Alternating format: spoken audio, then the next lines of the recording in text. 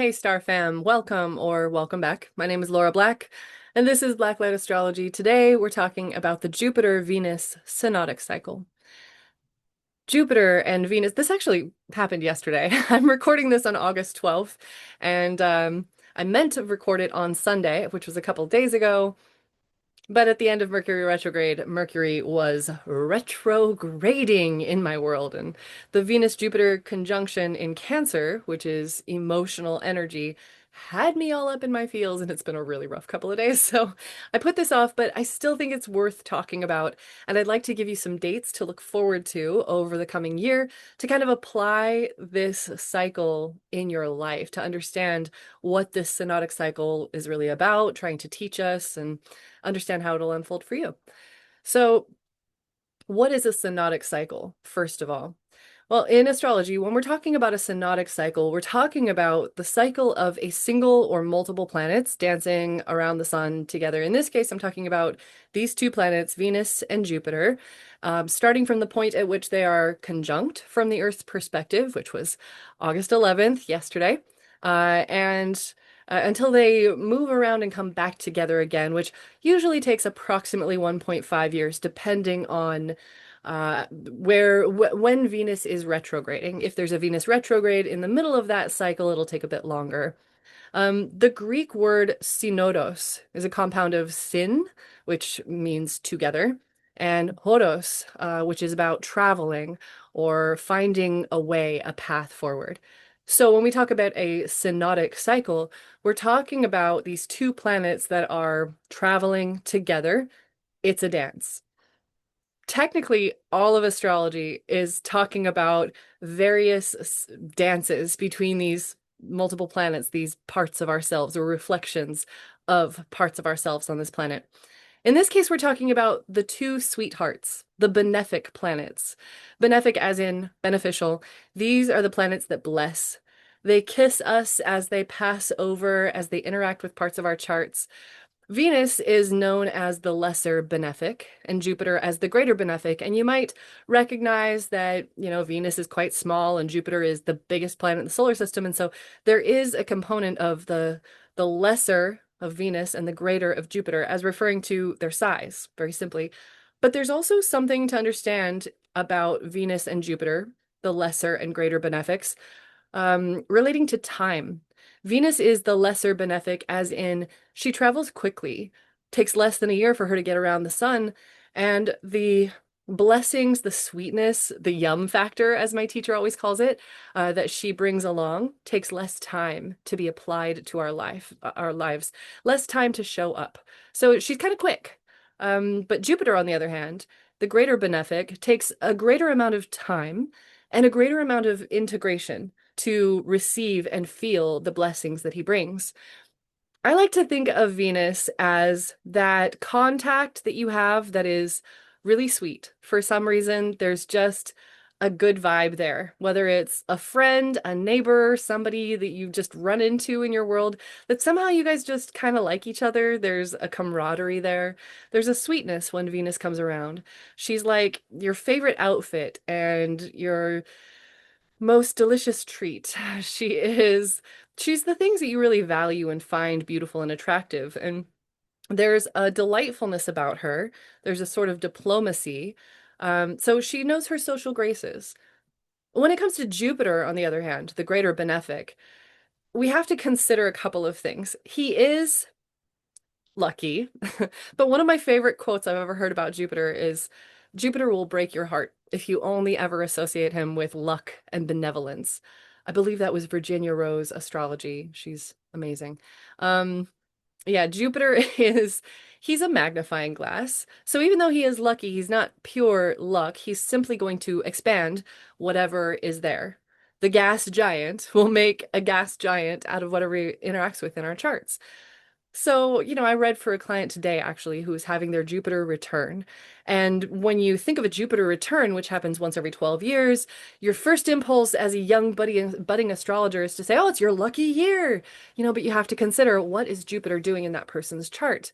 And actually, both clients I had today were Jupiter in Cancer and having their Jupiter return. But one of them is not having a great time because the Jupiter in their chart is like squaring Lilith and doing a bunch of malefic stuff. It's not a great setup. And so her Jupiter return is magnifying that.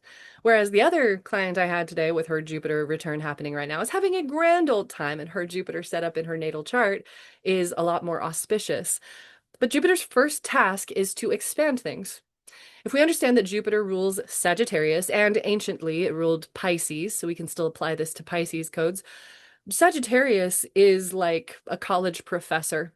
Sagittarius is like that guru that you met on a trip to India. Sagittarius is your tour guide. He's going to show you around, he's going to broaden your horizons. He's going to challenge you and he's going to sort of test you or test your knowledge or your insight. He's going to ask the big, big questions of life and make you think about things in a bigger picture sort of way. So sometimes where Jupiter is involved in a chart or a transit, there's this sense of needing to really synthesize a whole lot of information or vast arrays of information across multiple fields and trying to bring it all together and understand something. It takes a lot of intellectual prowess. It takes a lot of wanting to seek more wisdom. And so if the native is having a Jupiter transit in their chart and that native is not seeking more truth, Jupiter's going to come along and kind of force them, like, these are your required credits to get through this college course, or, to get this degree, you have to take these classes. I know you don't want to. It may not have anything to do with the degree you're actually pursuing, but these are your general education requirements, so to speak. And so you will study this thing. You will get this bigger perspective in this area, whether you want to or not. So Jupiter isn't entirely lucky. He will magnify, he will challenge our knowledge and expand our field of wisdom. But when he comes around and hangs out with Venus, love expands. Abundance could expand. Definitely our sense of where we get our sense of self-worth, what it is that we value, and how we handle our money. All of those kind of parts of us and our lives and how we function might be expanded. Now, in the sign of Cancer, the sign, of course, matters tremendously. So we got to look at the sign of Cancer, a water sign, a cardinal sign, cardinal meaning it's the most powerful of all of the water signs. It's also the first water sign. So I always have to remind my Cancer placements in my sessions, you have incredible intuition with Cancer codes in your chart, but you might not know how to trust it yet. You might not know how to take care of yourself first so that you can care for and nurture others around you from a place of feeling full and whole and warm rather than, always pouring from an empty cup. That's like the first example. Fill your own cup first. That's what I always say to my Cancer clients.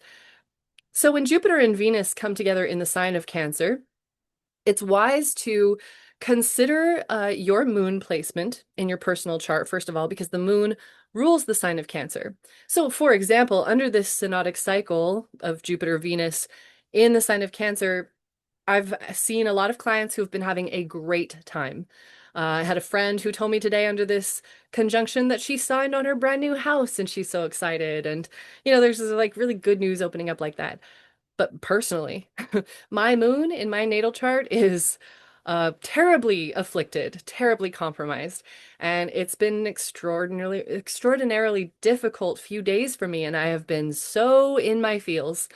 I mean, just like weeping, a lot of grief, a lot of sorrow, because what's happening for me is I've been examining my relationships, Venus, and my value of, and my diplomacy with my family, which for me is very complicated, very painful. I've left some of my story on my videos here. There will be more about my Mormon story, being raised in the Mormon church.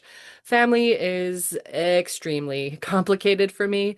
And I know many of you out there are in similar situations or just, family is family. You know what I mean? Wonderful and also, wow, very complicated sometimes. So yeah, this isn't necessarily when we talk about Venus and Jupiter as being the two benefics coming together, that does not mean good for everyone. It is not a universal good. but it is a universal potential blessing if we access it, if we choose to learn from it. So let's talk about the way this cycle works. When Venus and Jupiter come together, the synodic cycle, kind of the storyline that they're unfolding around, teaching us higher lessons, philosophical lessons often around values and love and relationships and abundance and artistry, all those things, specifically in the realm of Cancer, home, family, nurturing, ancestry, parenting, fulfilling our needs, taking care of our nutrition and our wellness, those kinds of things. The beginning of this cycle is when the two planets come together to touch, which was for us August 11th, 2025. Adjust that if you're in a different time or place on the planet. I'm in Pacific time zone. So the conjunction is the beginning. But then we have other aspects that are kind of highlighting markers along this storyline unfolding. When Jupiter squares Venus, we have the next sort of stage of this synodic cycle opening up. This will be happening on November 2nd, 2025. On November 2nd, Venus will be in the sign of Libra and squaring the planet Jupiter. Now, this is still the two benefics interacting, but it is a square angle, 90 degrees between these two placements. And when that happens, squares are said to be of the nature of Mars. Mars is a fight. Mars is spicy and inflammatory. Mars wants to cut ties. Mars wants to sever things. He's not really about endings. He's more about beginnings, but sometimes that Mars can come in and kind of cut the cord of a connection that ends up severing something. Mars rules Aries, the sign of self, the sign of me. And Mars is intended to be a little bit selfish, right? But when we have a square angle, which is of the nature of Mars, between the two benefics, Venus, which is trying to relate sweetly, especially in the sign of Libra, the scales, harmony, and it's interacting with Jupiter, in a harsh Martian way, a fight between Jupiter, which rules Sagittarius, which is the only sign that carries a weapon. So I always have to remind people when it comes to Jupiter slash Sagittarius energy, there is a willingness to fight for the truth. We're talking Crusader energy. We're talking Joan of Arc. We're talking, we'll fight for the truth. So when Venus squares Jupiter, we are talking about harsh truths coming out in our most important connections and relationships. It might be truths that we've known all along. It might be an expansive perspective around how we're handling our money or our resources. It might be looking for broader ways or ways to broaden our approach to value or creating value in our world, how we add value to the world. What it is that we value might be expanding in a sense, but it often will come as a sort of over-exaggerated kind of experience. The last Venus-Jupiter square cycle that I really remember hitting hard was, I remember I was overspending and I didn't even catch this exact square happening in my chart. Venus happened to be in my own natal Venus placement of Leo when this happened, and I was realizing how much I was overspending in that week. And then I looked to the astrology and I was like, oh my gosh, I didn't even catch that. I should have seen that one coming. I knew this energy was coming up where Jupiter was expanding this sense of Venusian, a pleasure spending. It was like my little dopamine seeker. My little ADHD brain was like, can I just get a dopamine hit by, let me just go buy this one thing. And pretty soon my wallet was just spilling. And I had to reel it in real hard for the next little leg of this Venus-Jupiter synodic cycle until the opposition when I got things back under control a couple months later. So that kind of thing can happen. Jupiter can cause an exaggeration of Venusian themes. So there is that to look out for. November 2nd will be this first hard-hitting leg. Now, a leg of this journey. Now, it's not necessarily a fight, right? But it can be. It can be a battle between differing values between two people, especially in the sign of Libra. It's like one person on one side of the scale has one set of values. The other person, person B in the relationship, has another set of values. They don't align, they don't match. And then over here we have Jupiter that's saying, well, actually, this is my worldview. This is my worldview, and they don't align. And so there can be a sort of coming to terms between two different people about how do we spend our money? What do you value versus what I value? And seeking a resolution around that. So that's the opposition to look for on November 2nd. But then we keep it going, and on January 9th, we have the opposition. Venus will be in the sign of Capricorn at 19 degrees. Oh, is it 20 degrees? 20 degrees, and it will be opposite Jupiter in Cancer. So the opposition is a little easier than the square. When we have an opposition, there is a tug of war. There is a sense of needing to find balance and harmony between these two ends, and that harmony can be found. It's like stalemate at some points, or it's like you're on a teeter-totter and you kind of find that equilibrium and you guys are no longer going up and down. It's like, okay, we're balanced, we're right here. But this is going to be a little bit of a debate point around, I can even, I'm thinking of my own personal journey with this and thinking about my family's religious beliefs versus my core values, or how their religious beliefs actually harmed me, and how I can relate to them in ways that are loving and supportive while also, holding my ground and not losing my truth that their philosophies were harmful to me. Because there's this gaslighting going on that like, no, no, it couldn't be that. It's you. I get blamed for the trauma, the religious trauma syndrome that I have endured as a result of the way I was raised, where they can't examine their belief systems that way. If that makes any sense, that's what I'm feeling as this Venus Jupiter synodic cycle begins in my own personal life. So there is something about the love, the abundance, the beauty, the relationship, the value, opposing the worldview. This is very much like thinking about, I was talking to my mother yesterday during this conjunction, and we hadn't spoken in a few years because I needed to take some time and do some reflecting on how I was interacting with my family and needed some space from them so that I could heal and not put, my wounds on them. Their worldview and being involved in a high control religious group is not really, they're not bad people. They're in a high control religious group that has conditioned them and trained and programmed them to see the rest of the world in a certain way, the non-believers, the us versus them that can come in those high control religious groups. And I was just thinking, okay, this is the beginning of the synodic cycle. And come January 9th, when we have this opposition, I'm going to have this moment for sure where I'm reflecting on the quality of the relationships, or the way that I approach diplomacy, Venus, with maturity, sign of Capricorn, opposing my family, Cancer, my family's worldview and religious beliefs, Jupiter.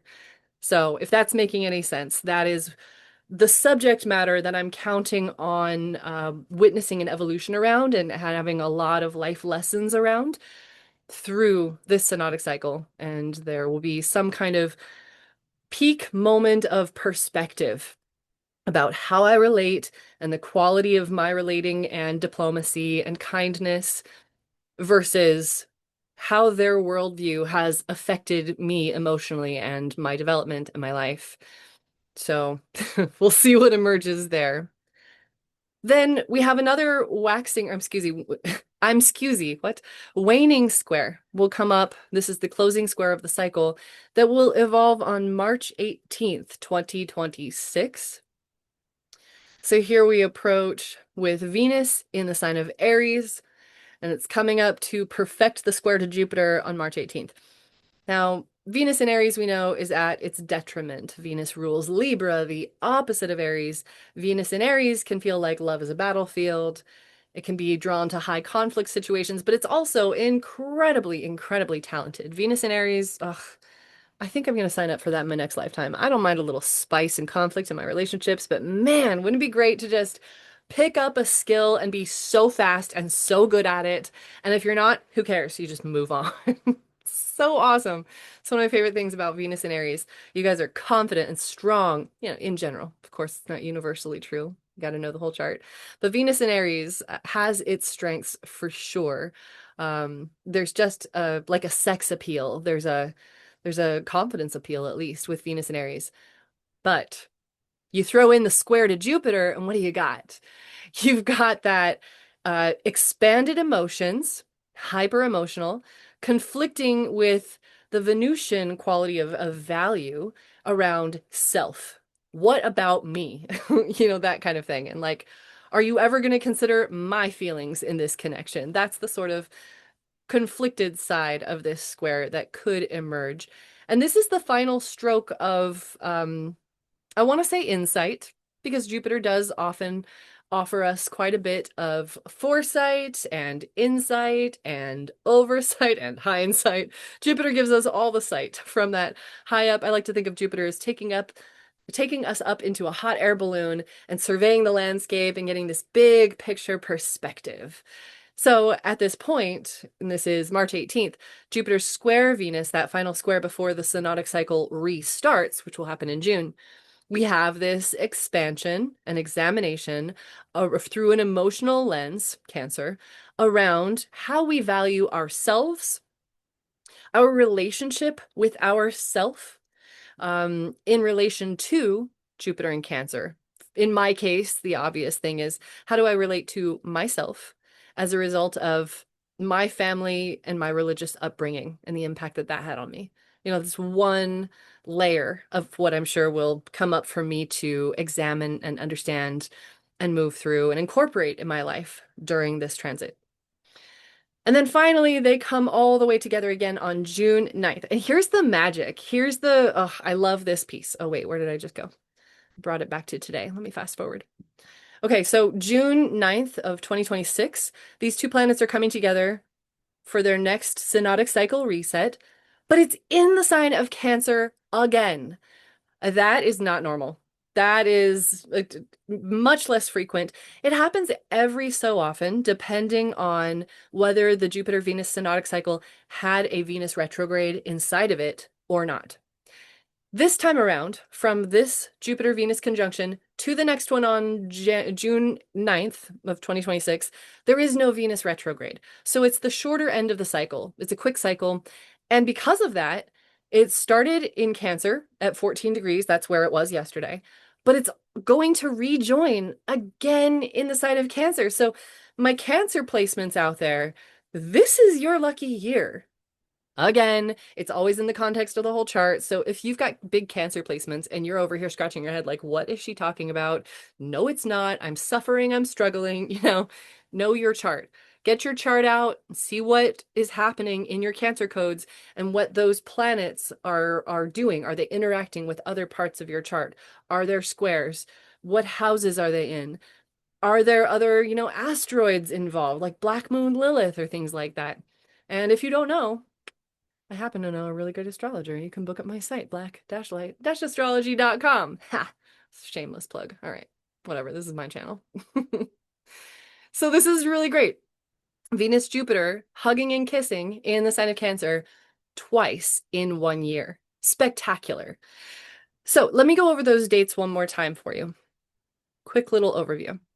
We have today, and technically yesterday, August 11th, Jupiter and Venus coming together. So pause, reflect on your life right now, what's going on in your world. What are you learning about what you value? How is your worldview being expanded around relationships, particularly with Cancer themes? Your mother, her mother, being a mother, your home, your living situation, how you process your emotions, how you take care of yourself and others, how you feel nurtured and whole. What are your wellness practices like? All forms of wellness. Your sense of spirituality. Cancer may be the most practical of the water signs. It is the mother, the matriarch. She's a leader. It's a cardinal sign. She's getting the kids up and getting the lunches packed and, coordinating rides and making sure everybody, have you gone to the bathroom? Do you need a hug? She's in charge. She's a boss. She's making sure everything is taken care of. But it is a water sign. You can't talk underwater. It's the great mystery realm. And the mother, the womb, is the portal into this world. And what's the common phrase? I brought you into this world and I can take you out of it. It's like cancer is birth, it's life and death, it's biology, it's the information about how life begins and ends. So, this can be a lot about your sense of tuning in to the divine through the baseline of emotion. In this case, I think of one of the things I'm processing right now under this conjunction is the way that I've struggled with emotional regulation and how I am learning to regulate. Um, my religious upbringing was full of emotional manipulation. There was a lot in my upbringing that taught me that good feelings are from God. That's the spirit talking to you. And any negative feelings, any bad feelings, that's the devil. That's Satan taking his grasp. And um, that's pretty messed up. And the way that I learned to express myself emotionally, to show that I was feeling the spirit, I would have tears of joy, positive spiritual feelings. And then the way that I got validation, attention, and approval for that, which was like a manna from heaven for me. The little Laura was desperate for that attention, validation, and approval. And yeah, so one of the things that I'm examining right now is what do I value about emotion and emotional expression and regulation? How do I show up in my relationships? Ooh, this is very big and real for me in the last few weeks. How are my emotions or my emotional process and my ability to regulate or not affecting my relationships? And what do I do about that? That's been a huge lesson for me. With whom do I feel safe sharing my true feelings? Oh my God. That has been, I think that might be a primary theme for me because I'm learning, well, I'll keep my stories mostly to me and save them for my Mormon stories videos, but I'm definitely learning with whom I am safe and not safe to be emotionally vulnerable. Um, so that's a primary lesson. And actually, I've talked to a few people, friends, and a couple of clients that has been a massive lesson for them as well. I have a few friends who've just become mothers. I had a client today who's just about to become, she just found out she's going to be a grandmother. So there's a lot about expanding love. Jupiter is expansion, Venus is our love in the realm of home and family, nurturing and nourishing. Okay, so what you can do with this is find 14 degrees of Cancer in your own birth chart. Find that degree of Cancer and then look at what house it's in. For the example chart that I have set here, which is just based on this current time in the Pacific Northwest of the United States, it happens to be falling in the fifth house.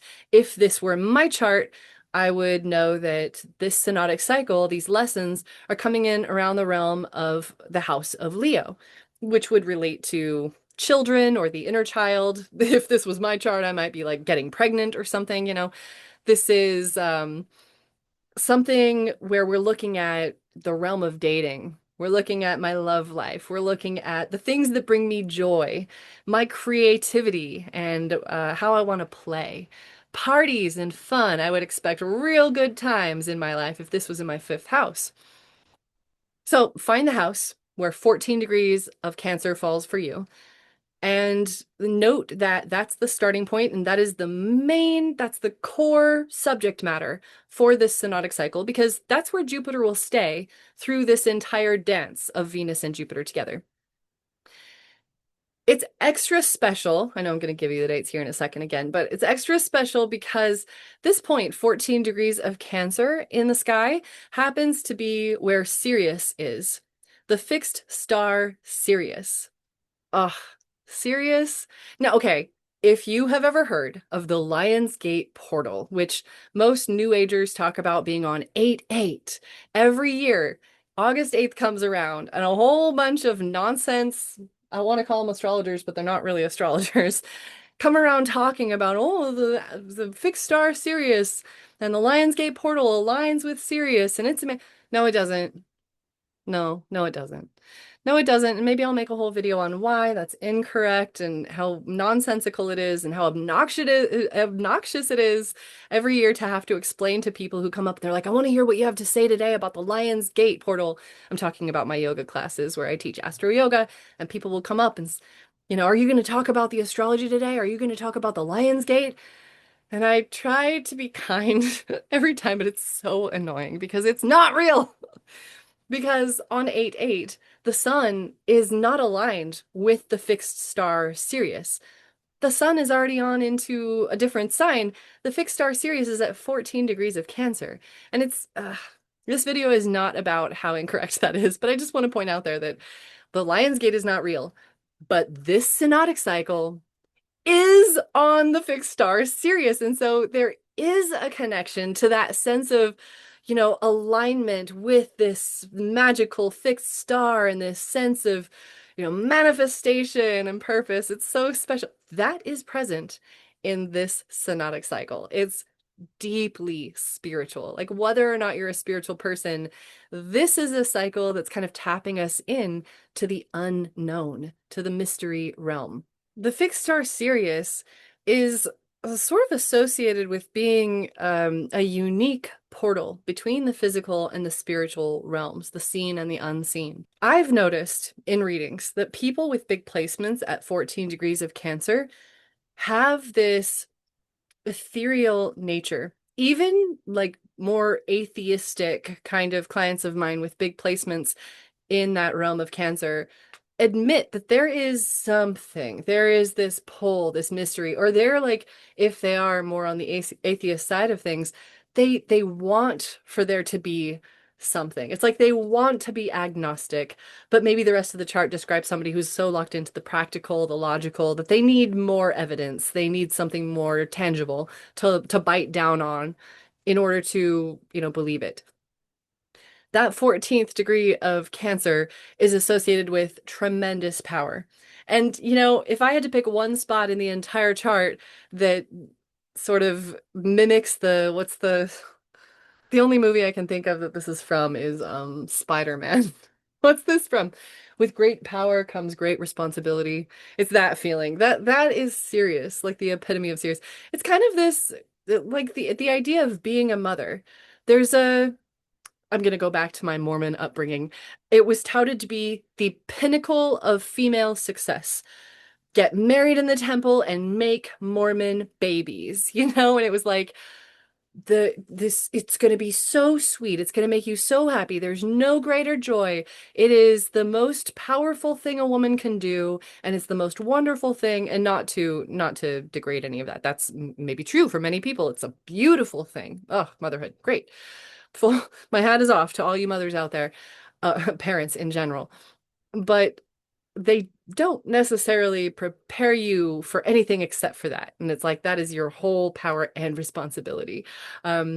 There's this conversation that was emerging, especially over this past winter, I heard a lot through the Mars retrograde in Cancer, where we're discussing how generations were sold the idea of having babies as being so cute and so sweet, but like nobody really talks about the pain or the horrors of it, the terror of being a mother, that as soon as you birth something, you are ultimately immediately tuned in to the potential for death and how morbid that can feel. And the loneliness, the isolation, the way your life changes, the way the baby is like a parasite inside of you, and the way it drains you in so many ways, during pregnancy and after birth.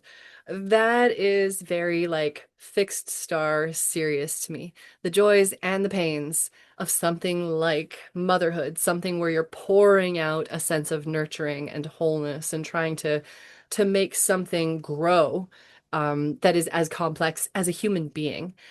That is fixed star serious. It's associated with things like fame and fortune in certain ways, but there is a sense of needing to really step up to the plate where Sirius is involved. So it's not just a frivolous, like, you won the lottery sort of fame and fortune spot. It's, of course, everything in astrology is more complex than that. Nothing's just good, is it? But 14 degrees of Cancer definitely holds a sense of tremendous power with a huge amount of responsibility behind it that can be very heavy, but it is quite a beautiful star. So to have this special conjunction of Venus Jupiter in Jupiter's exaltation of Cancer on that spot Sirius is just like, wow, big, big, powerful energy. So this synodic cycle is pretty potent. I'm really looking forward to this journey, these lessons. Okay, so once again, let me outline these dates for you here. We have, of course, August 11th, 2025. That was the conjunction. Then we have November 2nd of 2025. That is the first square. And then we have January 9th of 2026, which is the opposition, where we get some distance and some perspective on a thing. Less conflict in this perspective, more awareness, more breath and space from the issue and more understanding, but still on the learning journey, on the learning curve.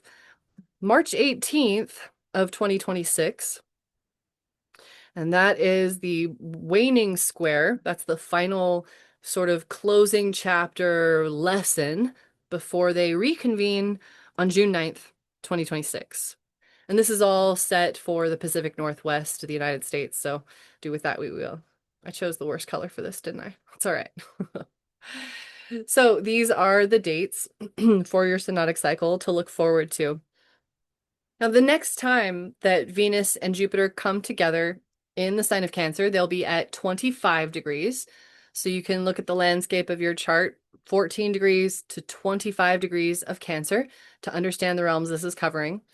But for the next synodic cycle reset, happening on June 9th, the beginning of the cycle will have these two planets in the same sign in Cancer, but by the time they come back together after that, it will be a bit longer this time around because there is a Venus retrograde in that cycle. So Venus is going to be taking a little longer on that orbit to get back to Jupiter. And when they come back together, it won't be until they're both in the sign of Virgo. So I'm sorry to say, Leos, me and my Venus Leo are a little bit upset about this. We're getting the shaft on this one. We're not getting a Venus-Jupiter conjunction in our sign this year. We're going to have to wait another 12 years. I haven't looked ahead yet to see if that's really happening 12 years from now either, but no Venus-Jupiter conjunction in Leo. And honestly, in some ways, I'm kind of glad because if we did have that, it would be while the South Node is going through Leo, and that's just a whole lot of drama we don't want to deal with. We've already got a Mars retrograde happening with Jupiter and the South Node next year. That's plenty. So we'll leave it at that. But yeah, Venus and Jupiter coming together again will be in the sign of Virgo at about 6 degrees. So I'm sure I'll make another video on that when we get there. That'll be, in August of 2027. We've got a ways. But it's very interesting to note that the closing of this synodic cycle that we're currently beginning now, the closing of which will be on June 9th of 2026, will be in the sign of Cancer, but that synodic cycle Jupiter will cross from Cancer all the way through the sign of Leo and on into Virgo for the closing of that cycle and the opening of the next. So that next cycle has a huge variety of lessons, different areas of our lives, all being brought into that same synodic cycle where love is expanding and we're getting this higher glimpse, this higher education around these Venusian themes. It's going to cross multiple fields and be much more complex and rich. So we'll look forward to that to chew on. But for now, we're keeping it nice and simple this year, all happening in the sign of Cancer. So I would love to hear from you, Star Fam. Drop in the comments if you have any placements in your chart near 14 degrees of Cancer or even 25 degrees of Cancer. So let's say in that whole range of 14 to 25 degrees of Cancer. You could really say the second half of Cancer.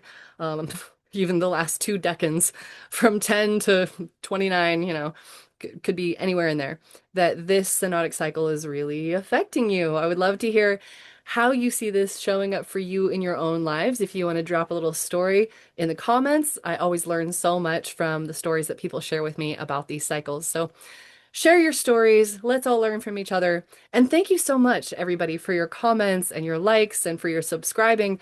Please do share this video, like, comment, send it out to somebody you think might enjoy it. It means so much to me. It's been really kind of cool. I was very nervous about getting on, you know, the YouTubes and doing all of this because the internet is mean, but not you guys. You guys have been so great. So I'm having a lot of fun doing this.